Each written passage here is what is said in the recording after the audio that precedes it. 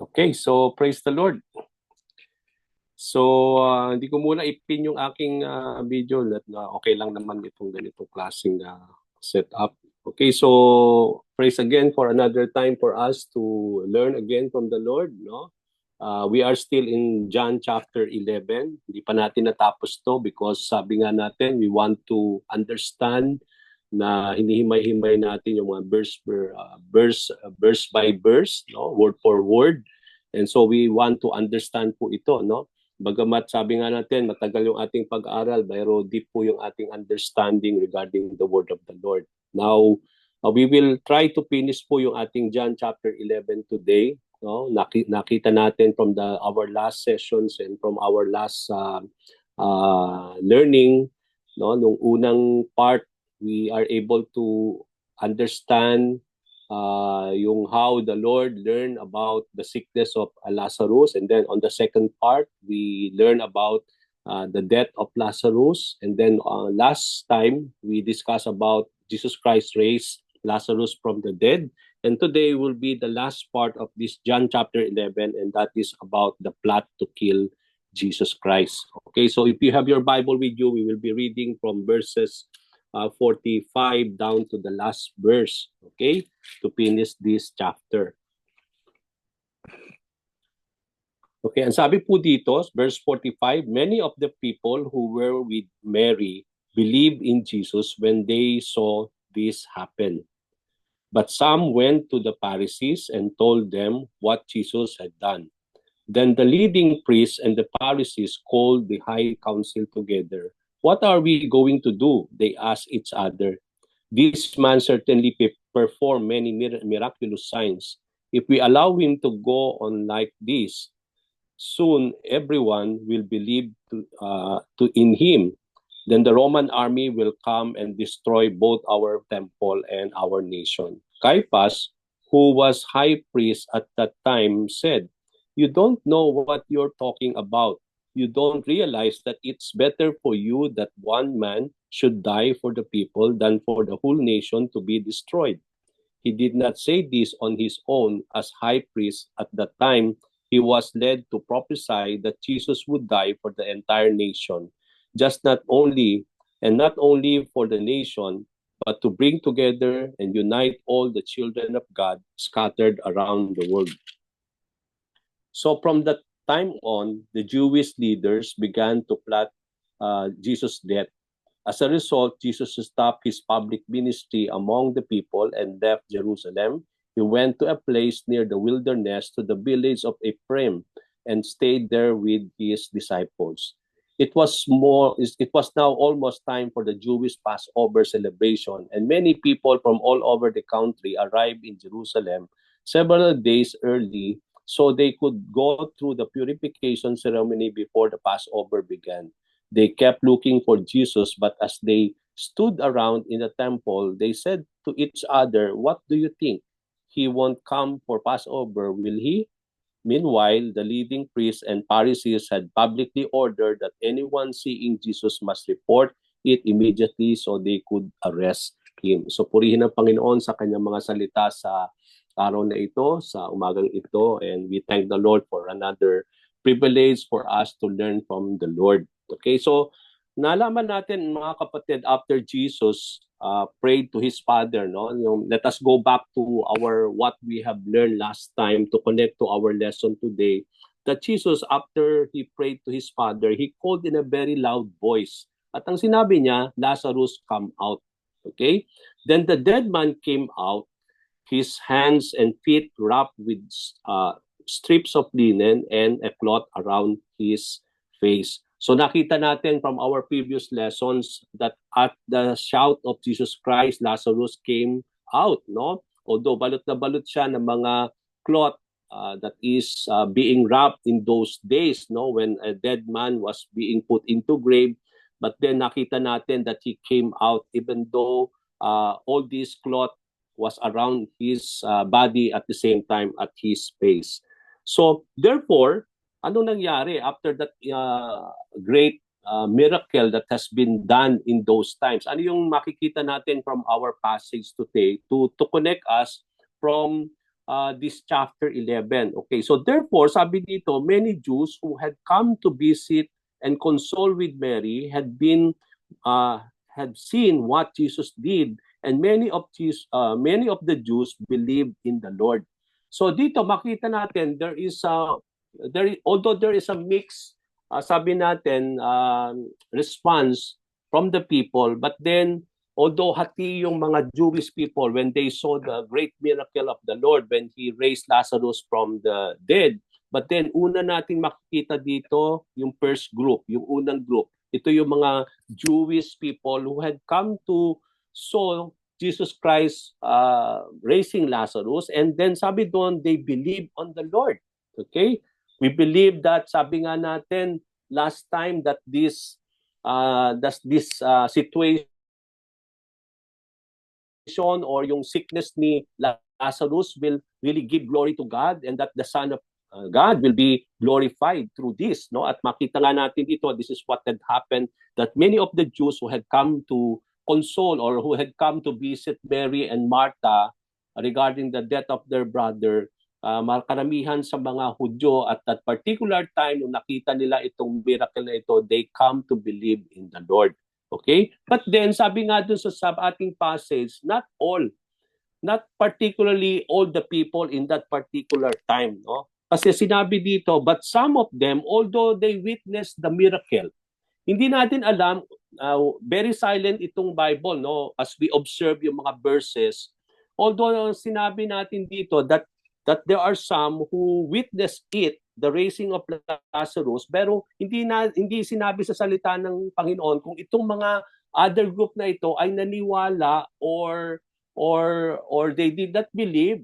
But what they did is that they went to the Pharisees and told them about what they have witnessed. Okay, so dito hindi natin malalaman kung ito bang mga taong ito, although na witness nila or they witness really the great miracle of raising Lazarus from the dead, hindi na sinabi sa salita ng Panginoon kung sila'y naniwala or hindi. But then what we are able to observe from this passage is that they immediately went to the Pharisees and told them what Jesus had done. Okay? Then the chief priests and the Pharisees called for a meeting of the Sanhedrin. Okay? So yung po yung scenario natin, no? After that raising of Lazarus from the dead, itong mga group na ito, we don't know if they have believed or not. They went to the Pharisees, and then the Pharisees went to the priests, and then they called for a meeting among the Sanhedrin. Okay, so what was the Sanhedrin? Ano bang ibig sabihin ng Sanhedrin? I believe na-discuss na po natin yan in one of our particular lessons, no? But then for us, again, to understand what was the Sanhedrin in the time of Jesus Christ. Yung Sanhedrin po, mga kapatid, is from the Greek word that means assembly or council. So masasabi natin, it is an assembly of the religious leaders in those times. At the same time, it is also, another meaning is that it is a council among the religious leaders. Okay, so yung Sanhedrin pala is a Jewish council composed of priests and Pharisees at mga Sadducees as well, no? Yung mga religious in those times, and they convened together as an assembly, at the same time as a council. So it was considered as the Supreme Court of the ancient Israel. So kung meron tayong mga Supreme Court today, ito yung pinaka-highest court in that particular time in the history of Israel, no? Ito yung serve as a parang high court or Supreme Court in the ancient Israel, and made up of 71 leaders, no? 70 men and the high priest. Kaya kung makita natin dito, it is Caiaphas, the high priest, who is convening or facilitating the meeting along with 70 other religious leaders in those times. So 71 po yung number, no, to compose itong Sanhedrin in those particular time. Now the Sanhedrin has more power compared to the lower court. Meron mga lower court in those times na dumidinig din sa mga hearing or mga disputes among Jewish people. But then, kung makita natin, even in our legislative system, no, in the Philippines. Although merong mga lower court, but merong court of appeals, no, but then at the end of the day, ang Supreme Court ang magdi-decide ng case, no, and wala nang tataas sa Supreme Court, no, kung ano yung desisyon ng Supreme Court, yun na po yung finalization ng magiging hearing or yung kalalabasan ng isang particular na case. So in the time of the Lord, no, itong Sanhedrin is the highest court in those times, no, that serve as a Supreme Court who is hearing and trying some cases in that particular time. At kung maaalala natin, mga kapatid, isn't it Jesus Christ was tried, no, among this council in those times. Sila yung nag-sentence kay Lord for him to be crucified, no, to be put into death, no, nung hinatulan nilang ating Panginoon when the Sanhedrin convened, no, convened at that particular time to discuss the case of our Lord Jesus Christ. Okay, so sabi nga natin dito, no, that they played a significant role in the judicial system during the Second Temple period. Bakit sinabi nating Second Temple period? 'Di ba? Alam natin at nung mga panahon ni Jesus Christ, pangalawang temple na po yung makikita natin diyan. Hindi na po 'yun yung original temple na binilt ni Solomon in those days. 'Di ba? Alam natin that it was destroyed by the Babylonian, no, nung mga particular time when the Israelites were exiled to Babylon, dinestroy na po yung temple na yon, yung unang templo na kinonstruct ni Solomon. So, in the time of the Lord, it is now the second period of temple or the second temple period. Si Herod ang nagpagawa nitong temple na ito na ginagamit ng mga Hudyo in those particular time. Kaya pag sinabi nating second temple period, it refers to the time when ito na yung second temple. Hindi na ito yung original na na-destroy during the time of the Babylonian, during the time na captivity yung kingdom of Judah in those days. Okay? So we come to see from the passage, mga kapatid, that in spite that the Jewish people saw and witnessed the great signs and wonders, yet some still were not able to believe the Lord Jesus Christ. Okay, that is so sad, mga kapatid. Last time we talk about, no, na it can be somehow people will not able to believe, no, dahil at that particular time, in the time of the Lord, very normal yung mga taong gumagaling, no, meron din namang mga nakapagpapagaling. So sa kanila very typical lang o normal for a person to heal people, no. Kaya nga in those days, it is not a big deal for them to see Jesus Christ, no, healing people, because even though they saw the Lord, no, na healing people, but then they were not able to believe him. But this is another thing, no, kasi we believe that it is God alone who can raise a person from dead, no. Walang sino man na may kapangyarihan upang buhayin ang isang patay, no.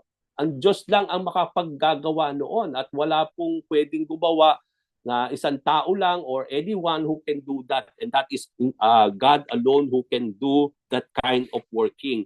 But in spite na nakita ito ng tao nung mga panahon na yun, wherein Jesus Christ raised Lazarus from the dead, it doesn't mean na alam natin, mga kapatid, na what we have come to see from our passage today is that not all the people, although merong mga naniwala, but then not all of them were able to believe regarding what they have seen at that particular time. In spite that it reveals everything about the Lord, no? Ito na yung pinaka-highlight kasi ito yung magpapatunay na si Jesus ay isang tunay na Diyos, no? Na kasi alam natin na ang Panginoon lang, ang Diyos lang ang makapagbubuhay ng isang patay. And we come to see that in the life of the Lord Jesus Christ, and many people were able to see that. But then, in spite of it, the people were still blind to see the truth about the Lord Jesus Christ, that He is the God in the flesh. No, kaya nga nakakalungkot, mga kapatid, in the time of the Lord na although people were able to see many miracles in those times regarding about the Lord, na nagpapatunay na si Jesus talaga ay ang Diyos na nagkatawang tao, but then what is so important to see here is that they are still blind. Bulag pa rin sila para makita ang katotohanan patungkol sa ating Panginoon. So what does this tell you and me? Na that in spite na in our lives, no, it doesn't mean that when we are able to see signs and miracles, kung ang mga panahon na yun ay maraming tao nakakakita ng mga great signs and wonders from God, but then they still fail to see everything about the Lord. Then in our lives, it may be the same thing, no? Na sa ating buhay, it doesn't mean na kapag nakakita tayo ng mga miracles and mga signs and wonders, we will able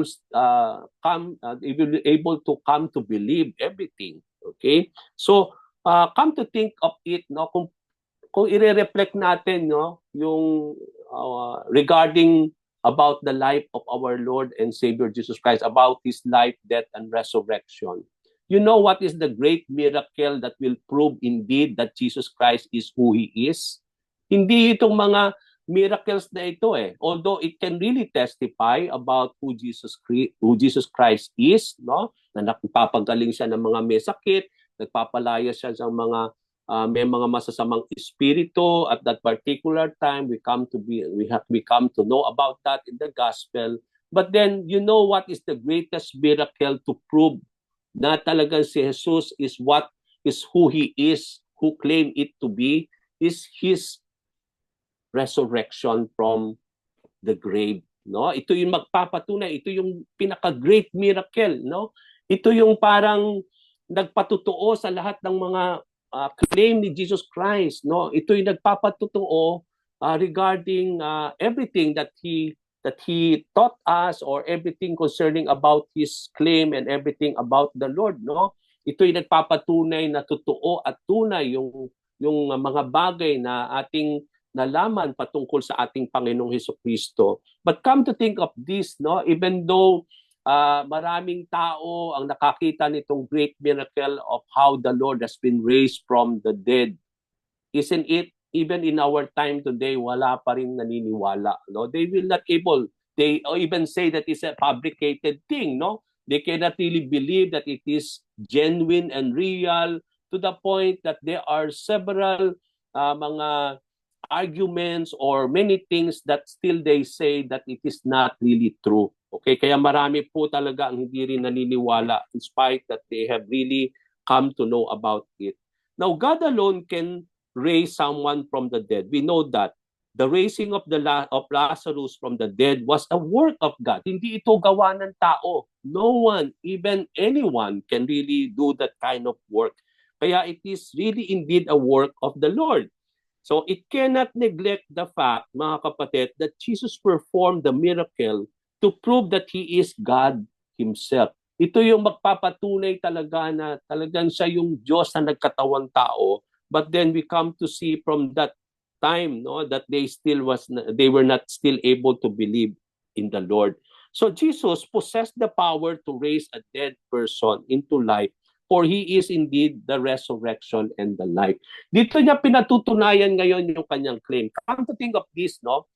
Nung napag-aralan natin dito sa chapter 11, wherein the fifth saying of the great I am sayings of the Lord, that I am the resurrection and the life. Come to think of this, sinisigaw niya ito, that I am the resurrection and the life. But what will really prove that he is indeed the resurrection and the life, no? Pwedeng madali lang sabihin yun ni Lord, or madali lang niya i-claim yun by himself. But what proved itself that he is indeed the resurrection and the life? At ang magpapatunay nitong claim na ito ni Lord ay yung raising of Lazarus from the dead. Ito yung nagpapatutuo. Ito yung magandang testimony to prove itself that Jesus Christ is indeed the resurrection and the life. Na ang sinasabi nito sa atin, mga kapatid, na kung i-claim din natin yung ating pananalig sa ating Panginoon, that He is our resurrection, that Jesus is indeed our resurrection and our life, it proves itself na pinatunayan ito, and that there is really assurance sa ating mga buhay bilang mananampalataya ng ating Panginoon, na talagang kaya natin panghawakan itong claim ni Lord, that in our lives we experience the life that Jesus Christ came to give us, no? Because life is not life at all, because life is the embodiment of the Lord, no? Makikita natin that when we talk about life and eternal life, it is not something that we can just receive or earn, but eternal life is Jesus Christ himself. He alone is the source of that eternal life.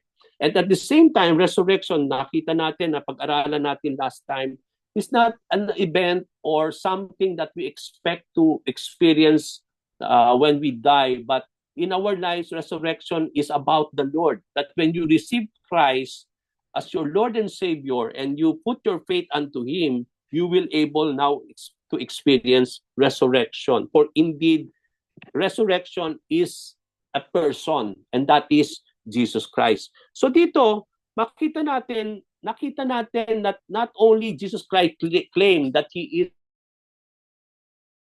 is the resurrection and the life, but from the raising of Lazarus from the dead, it proves itself that Jesus has the power to raise a person from the dead. It means to say He has all the power. Just like the Father in those times, no? That not only the Father can raise a dead person, but Jesus Christ possesses also the power as being God Himself as also to raise a dead person, for He is indeed the resurrection and the life. So this reveals that even a person will see a great miracle from God. It does not guarantee that the person will believe. Kasi yun yung nakita natin from the situation today. Come to think, mapalad ang mga tao in this because they were able to see in person Jesus Christ, no? Yung nahawakan nila si Lord, no? Nasubaybayan nila si Lord, no? Yung marami ang nakakita talaga actually by their eyes, yung miracle, yung mga bagay na ginagawa ng Panginoon. Dapat they should be blessed enough to believe on the Lord. But come to think, in our generation today, ang pinanghahawakan lang natin, mga kapatid, ay ang kanyang mga salita. Hindi naman natin nakita talaga actually si Lord. Pero come to think that we are able to believe whatever Jesus Christ has told us, at pinanghahawakan natin yung kanyang mga dakilang pangako sa ating buhay at sa ating pong buhay bilang kanyang mga tagapagsunod. But come to think about the fact na aside from us who had come to believe about the Lord, marami pa rin mga kapatid ang talagang hindi naniniwala kay Jesus Christ. Then I believe, mga kapatid, that even Jesus Christ will do the same miracle today in our generation. I still believe that many people will not still able to believe it. Kasi yun ang nangyari in those times eh. Kitang-kita na nila.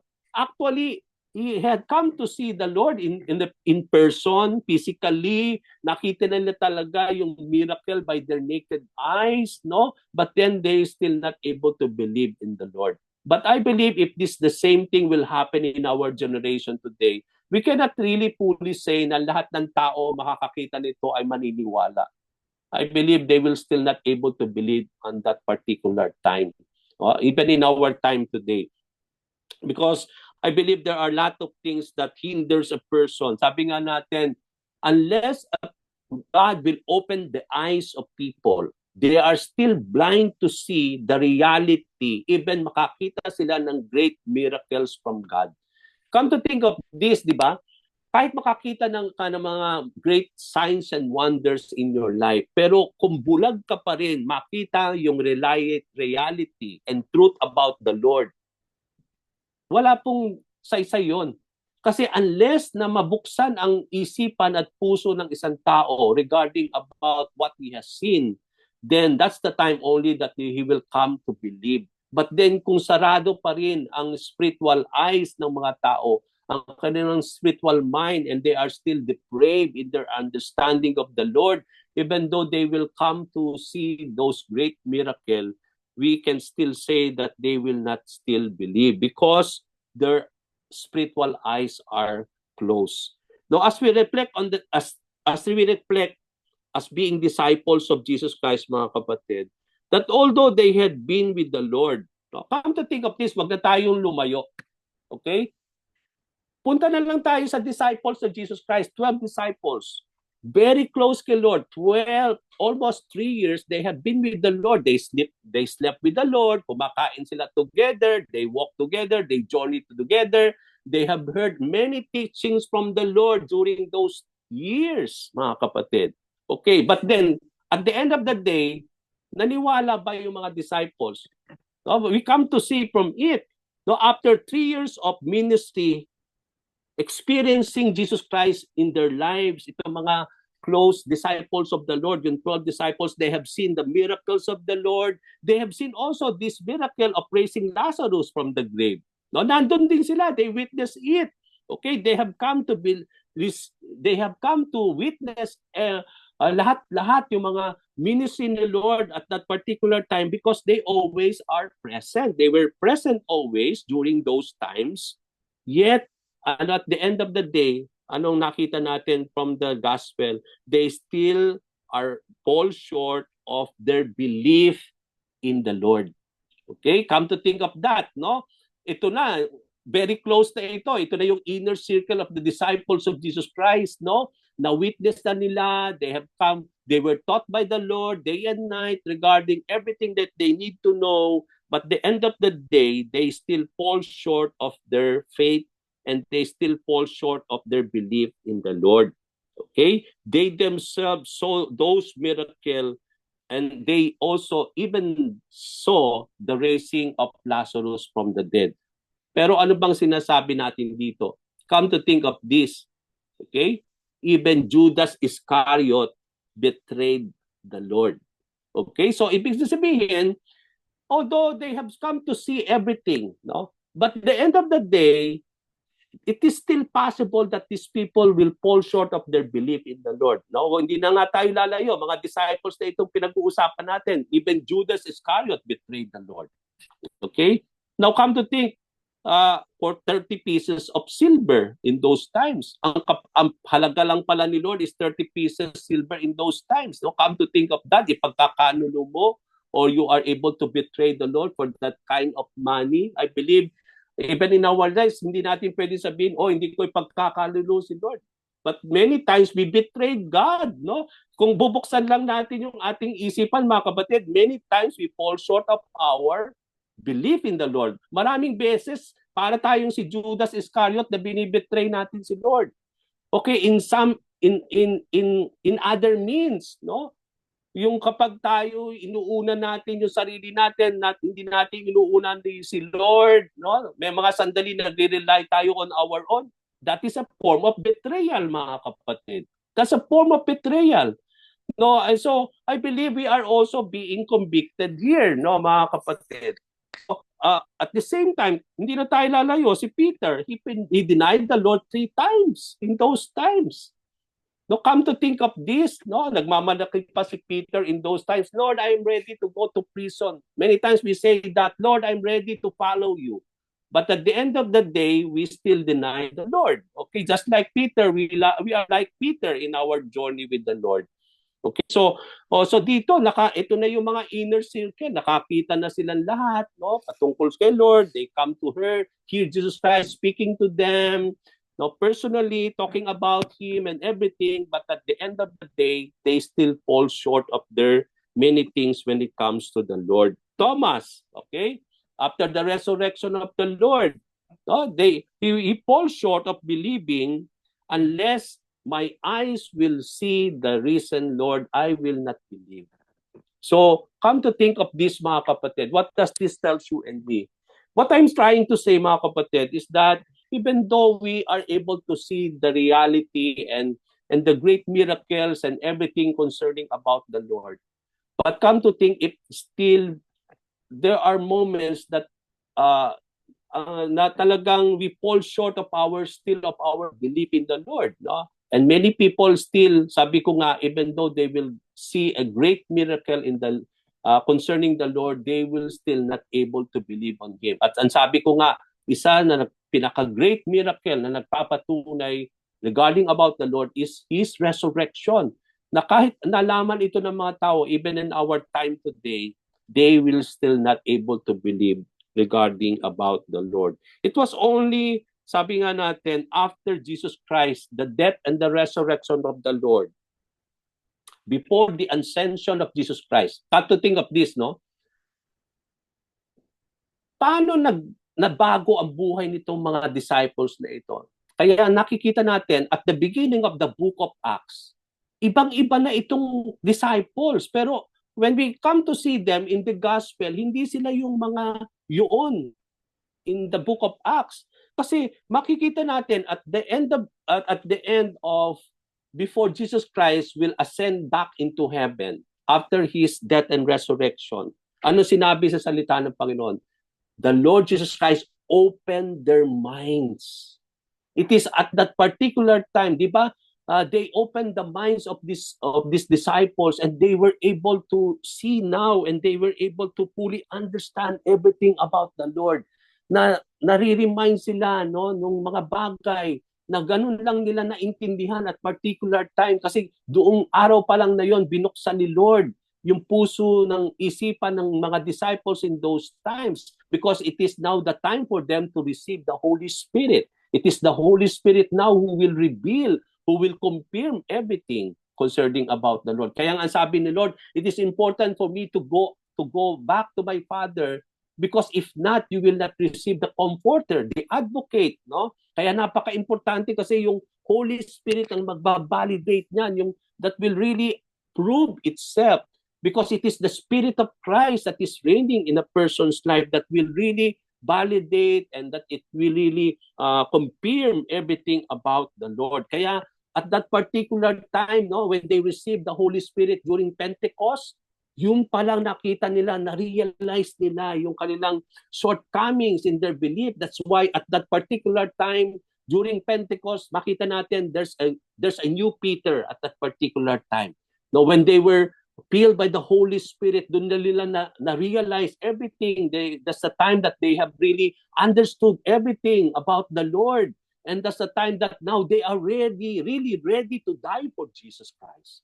No, na talagang at that particular time, na they are now really ready. Peter is really ready now to die for the Lord. Compare in the gospel na talagang sa bibig lang niya sinabi yon, but that at particular time, no, na he denied already the Lord at that particular time. So, when the Sanhedrin convened, so nung nag-convene kayo ng Sanhedrin to discuss this matter, no, about the what the Jewish people told them about how they saw Jesus Christ raising Lazarus from the dead, they asked to one another what we will do with the situation. So ibig sabihin, at that particular time, as we observe the setting of our story, parang they were already alarmed. No, parang na-alarm na yung mga religious leaders, and they were already troubled at that particular time. Kaya ang sinabi niya, anong kailangan nating gawin? No? What shall we do with the situation? Because soon, sabi nila, many people will come to believe on the Lord. No, if Jesus Christ will continue to do such kind of miracles, marami pa rin ang mga Hudyo na maniniwala sa kanya. At so what we will do now? They were fully disturbed, no, about Jesus Christ, of how the Lord was performing many signs and wonders, and he continuously do it. Kaya nga sabi niya, soon many people will still believe, no? So they were greatly disturbed, particularly what they have heard from the Jews regarding how Jesus Christ raised Lazarus from the dead. So why the members of the Sanhedrin were troubled about the signs Jesus was performing? Bakit ba sila na-alarm, or why they still have now to convene as an assembly, as a council, to discuss the matter? Okay, so in establishing the reason behind the commotion, or yung why they were so alarmed at that particular time within the Sanhedrin, it is good to consider that the trouble na nararamdaman ng mga priests or mga leaders in those times was brought by the fact that the religious leaders cannot deny and really cannot really deny that the signs and wonders that they are able to hear and see from the Lord Jesus Christ. Okay, so titingnan natin ito, no? We will try to see it, na it cannot really deny the fact. Ibig sabihin, even itong mga religious leaders na ito, nakita nila yung mga miracles. Pero ayaw nilang paniwalaan. Kasi sinasabi nila na it is not God who is performing it through Jesus Christ, but it is the spirit, evil spirit who is doing it for the Lord. Okay, but then, bakit na-justify nila ito? Is because they themselves saw, nakikita nila yung mga miracle na yon. And they cannot really deny the fact. Kaya they were so troubled about it. Anong gagawin natin? But they cannot really accept the reality or concerning about the Lord. Yung para bang they are so divided na parang there is something that is going on to their mind. Kitang-kita nila yung miracle, but they cannot believe it. No? Just like the people in those times. Kaya nga, they started now to be disturbed about it. If they were not able to deny the truth behind the validity of the miracles, then there is a reason for them to be alarmed. Okay? Yung para bang bakit sila na-alarm? Kasi kung hindi naman totoo ito yung mga miracle na ito, bakit sila kailangan ma-alarm? Isn't it? Para bang kung logically, there's no need for them to be troubled, for them to be alarmed, kung hindi naman talaga for among themselves, they see that it is not true. O yung talagang they are ready or they really accept the fact na lahat ng mga nakikita nila ay hindi talaga totoo. But because they are so alarmed at that particular time, ito yung nagpapatunay mga kapatid na parang sila parang they are now in a doubt, no? Yung parang they are so confused about the situation that although they see these miracles that the Lord Jesus Christ was performing or were performing at that particular time, they cannot really accept it, no? Kaya nga if they will just really accept the fact of Jesus Christ is, but the problem is that they are denying the truth, no, concerning about it. That's why they were so alarmed at that particular time. Because if the miracles of the Lord were not real and authentic, then there is no need for them to be, for the Sanhedrin to be alarmed and troubled, isn't it? So walang lugar, walang dahilan para sila o ma-alarm at that particular time if they still don't accept or hindi sila naniniwala or hindi nila talagang seeing those things, no? But the fact that they are alarmed, ito'y nagpapatunay na parang they are now slowly being confused, no, of what they are seeing about the Lord Jesus Christ. But the fact that the Sanhedrin was meeting and addressing the situation proves that the miracle Jesus were performing was not of real concern. Okay, so yung para pang kung hindi yun real concern, hindi sila magkukumbin. But the fact that they combine at that particular time, so makikita natin dito that they have to discuss and do something about this. So this does not mean that they believe the Lord, but their concern is about what the signs will do with the people. Hindi ito dahil naniniwala sila kay Lord.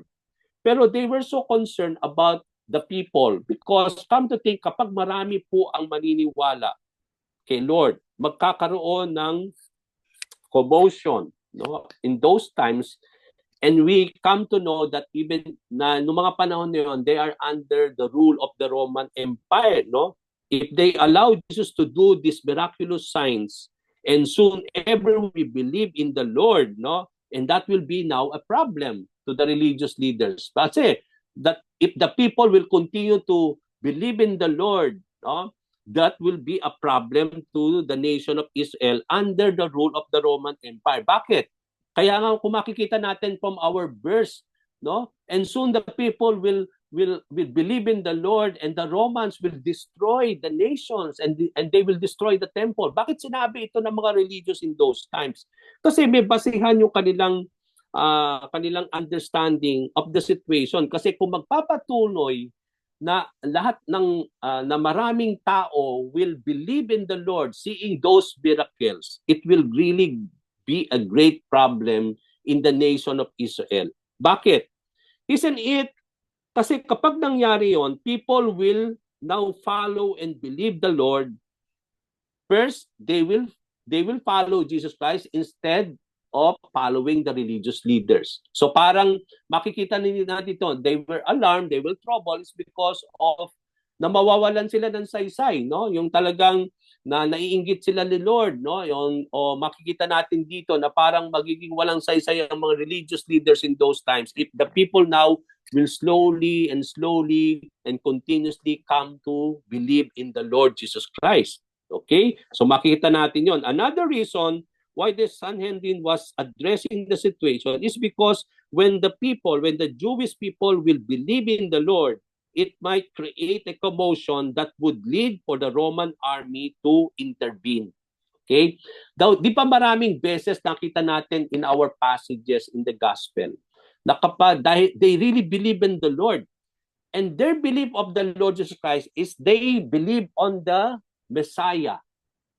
At dahil nakikita nila si Lord doing all these things, they believe that He is the Messiah that they are waiting. But then their understanding of the Messiah is not a spiritual Messiah, but it is more of a political Messiah who will deliver. Ang pagkakaintindi nila ng pangako ng Diyos na magpapadala saya ng isusugo niyang Mesiyas ay ito'y magiging political leader, a deliverer, a savior who will save them not from their sins, but who will deliver them and save them from oppression.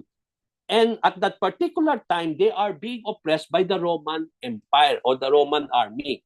Kaya sa kanila, they are seeing Jesus Christ now na ito yung sinugo ng Panginoon na siya yung mangunguna sa kanila upang magkaroon ng uprising against the Roman Empire among the Roman rule.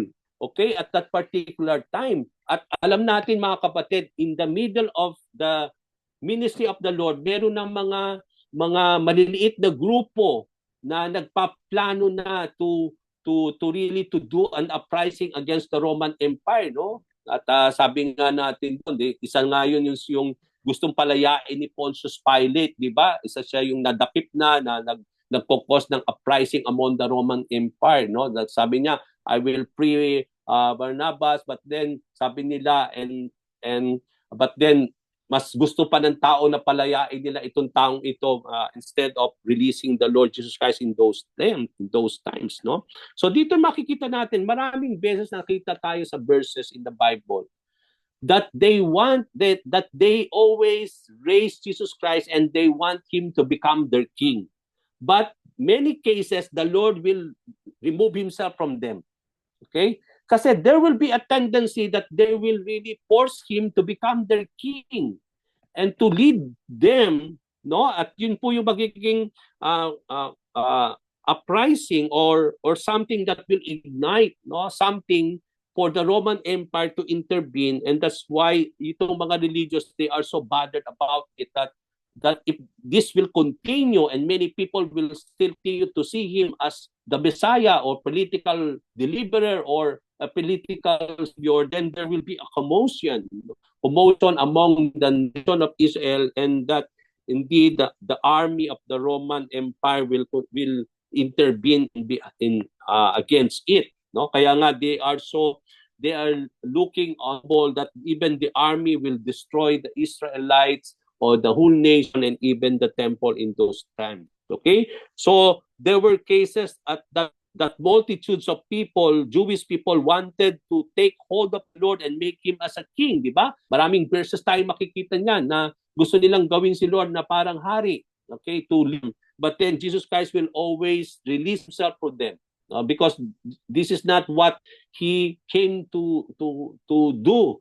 No, hindi siya yung political leader, but he is a Messiah who will die not to save people from Roman Empire, but to save them from their sins. So the Jews are waiting for a political Messiah who would free them from oppression, and their understanding of the Messiah to come is a savior who will save them from the Roman oppression and deliverance from the Roman oppression. So if the commotion would happen and would cause an uprising from the people, then there is a possibility for the Roman Empire to come and destroy both the temple and the nation. So the Sanhedrin needs to address the situation.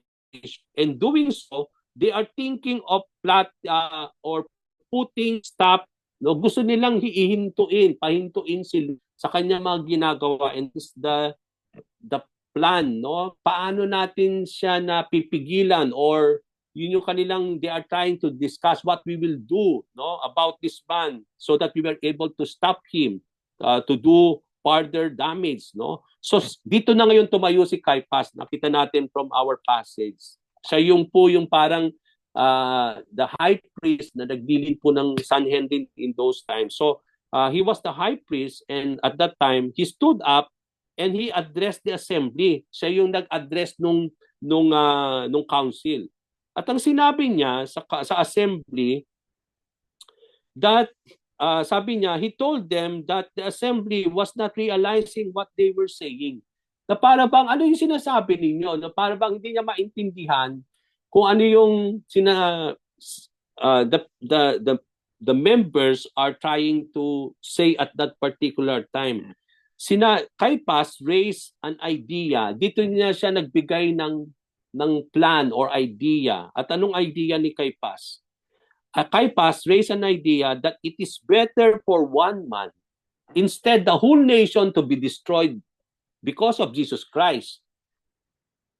Because if this will continue, then it is better for one man to die for the people rather than the whole nation to be destroyed. Okay, yun yung kanyang idea, na instead na buong nation will be destroyed, it is much better for one man to be destroyed, and for him to sabi nga natin, for him to be killed, for that one man to be killed rather than the whole nation to be destroyed and killed, no? He was simply saying and suggesting, anong suggestion niya? That instead for the nation of Israel to be destroyed by the Roman army because of Jesus Christ, then it is much better for the Lord, no? Ito yung plot. It is much better for Jesus to die for the people instead. So imbis na yung maraming tao ang mamamatay because of the Lord, it is better for Jesus Christ to die for the whole people. Okay? So yung po yung makikita natin dito. So yung verse 51, makikita natin dito, says that in saying this, nagpo-prophesy daw si Caiaphas that at that particular time, nagkaroon ng prophecy through him, no, concerning about the death of Jesus Christ. Na makikita natin dito na although it is an idea, but it is a prophecy, it is considered to be a prophecy about the Lord. That yun nga talaga ang mangyayari, no? At verse 51 says that in saying this, Caiaphas was not doing it by his own. Hindi niya ito sinasabi by his own.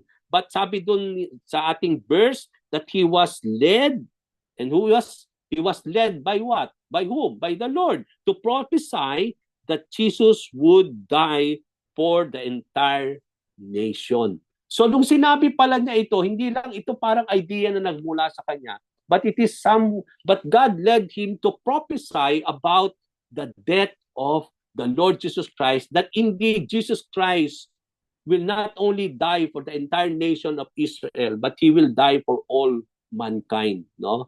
To save them from their sins, not to save them from oppression of who are oppressing them, but to save them from oppression of sin. So he was prophesying, nagpo-prophesy na pala siya at that particular time that Jesus would die not only for the nation of Israel, but to bring together and unite all the children of God scattered around the world.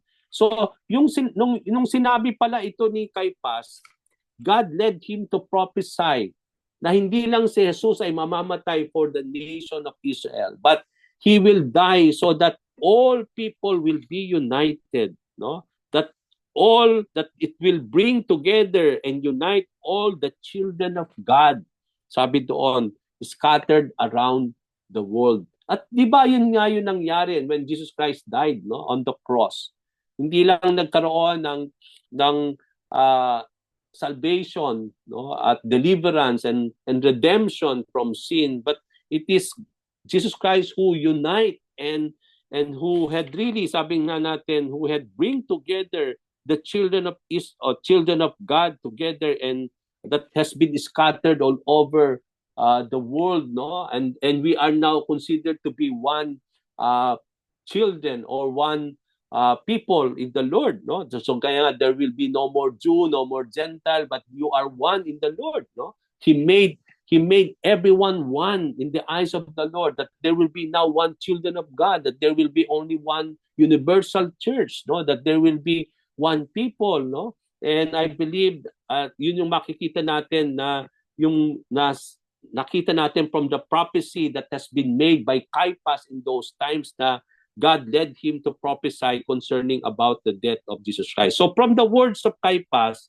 the only solution to stop the people to believe in Jesus Christ and for the Roman Empire not to destroy the temple and the whole nation is for the Lord to die. Yun lang ang solusyon. Yun lang ang makapagpipigil para pigilan si Lord para wala na po ang maraming tao ang maniwala sa Kanya. Okay, so the plan is now the plot to kill the Lord Jesus Christ. And because of this, and from the time on, at sabi doon sa ating pong verse, from that time on, they began to plot the death of Jesus Christ. So ito na po yung simula that they are now planning a plot how to kill the Lord.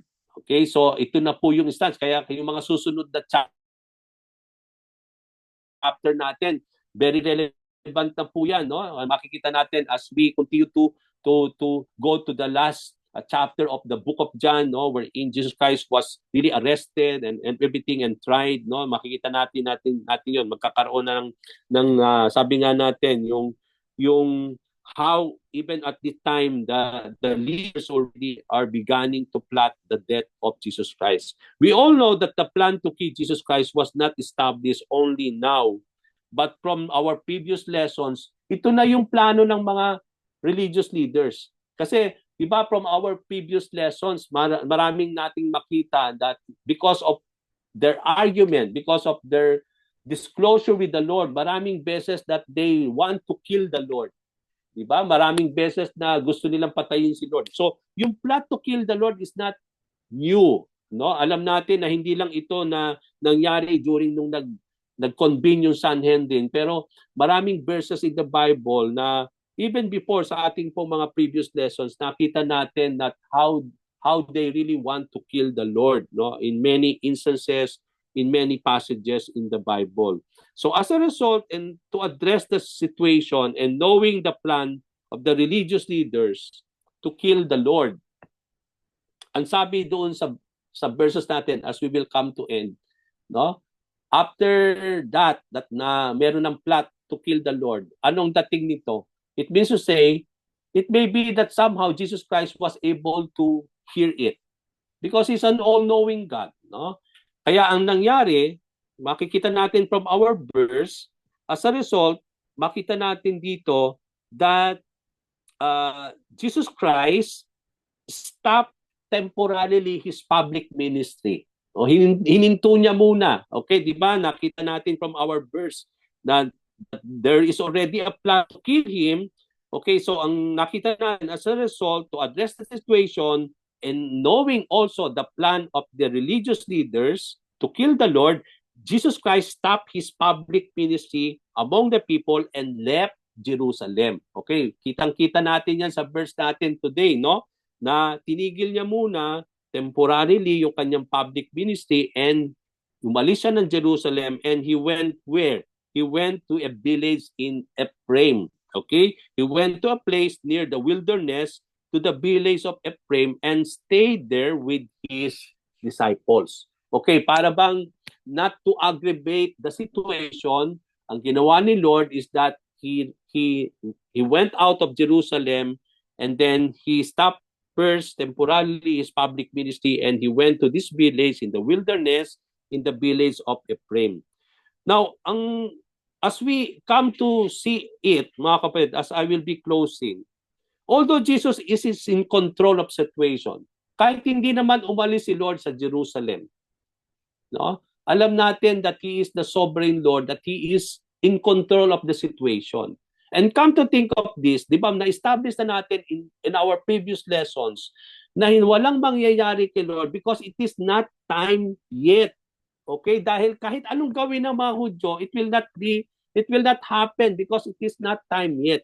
Although nagplan ang Sanhedrin to kill him, it is not yet time, a perfect time to do that. Okay, so why? So kung ganun pala, and Jesus Christ is in control of everything, bakit umalis pa rin si Lord? Okay, parang napakagandang pagbulay-bulayan. Why still went out of Jerusalem and stopped his public ministry? Okay, knowing naman it is not yet the perfect time for him to all these things to happen to him, and he's in control of the situation. So although Jesus Christ is in control of the situation, he needs to stop temporarily his public ministry, not because of anything, but simply not escalate the situation. Okay, yung para bang alam natin po in the minds of the people in those times, no, hindi rin natin alam kung ano yung gagawin din ng mga tao, although alam ni Lord yung patungkol niya and everything, but alam natin pwedeng mangyari, pwede pa rin posible na may mangyari about the situation. And for that to not to happen, makita natin, and to not to aggravate the things, still the Lord, sabi natin, went out of Jerusalem and stopped temporarily his public ministry. Although the time has not yet come, Jesus will not also do things, alam natin, that will aggravate the situation for other things to happen. Okay? So Jesus and his disciples stayed in the village until the proper time for them to travel back to Jerusalem during the Passover feast. So dito na sila manggagaling on the way back to Jerusalem for the Passover feast. Okay? Doon sila maghihintay, no? Sa panibagong setting natin as we go along with our chapter in the book of John. So when Jesus and his disciples stayed in the place after some time, ang sabi doon, before I end, ang sabi sa Bible, sabi sa verse natin, it was now almost the time for the Jewish Passover. Okay, nung nagstay si Lord doon, and we don't know how many days they are staying there, but when they stayed at that particular time, it is almost, sabi doon, it is almost for the celebration of the Passover feast, and many people now are starting now to come back to Jerusalem. Okay, so for what purpose? For the purification rites, or for the purification ritual, kasi at that particular time there is a cleansing, or yung tinatawag nating purification ceremony before the feast to begin, no? Kaya yung kanilang observance of the Passover feast, ang mga Hudyo, they come there early to be part of this ceremony, itong purification ceremony in preparation for the Passover feast. No? So these people who came to Jesus Christ kept looking for the Lord. So itong mga tao ito, come to think of this, no? Kung hindi talaga parang magsasubside si Lord, pwedeng posibleng mangyari talaga that there will be a pricing at that particular time. Because ang sabi doon, many people are looking unto the Lord. No? Because sabi doon, they are wondering if Jesus Christ will come to the feast. No? Sabi doon, they are looking for the Lord. No? And they are standing, they stood in the temple asking if Jesus will come for the Passover. So meanwhile, the leading priest, sabi doon sa ating verse, meanwhile, the leading priests and the Pharisees had publicly addressed and ordered anyone, no, that if they saw Jesus Christ, they need to report immediately to them so that they may arrest the Lord. Okay, so yun po yung ating end ng ating pong passage, no, na kaya yung mga susunod nating chapter, yun po yung magiging setting natin, parang it will be the start now of the Passover feast, and there is now this plot, that there is now this order from the religious people that if they saw Jesus Christ, they need to be informed, or they need to inform the leaders or the council regarding him, so that they may arrest the Lord Jesus Christ. Okay, so from here, I return this back to Sister Brenda. Okay.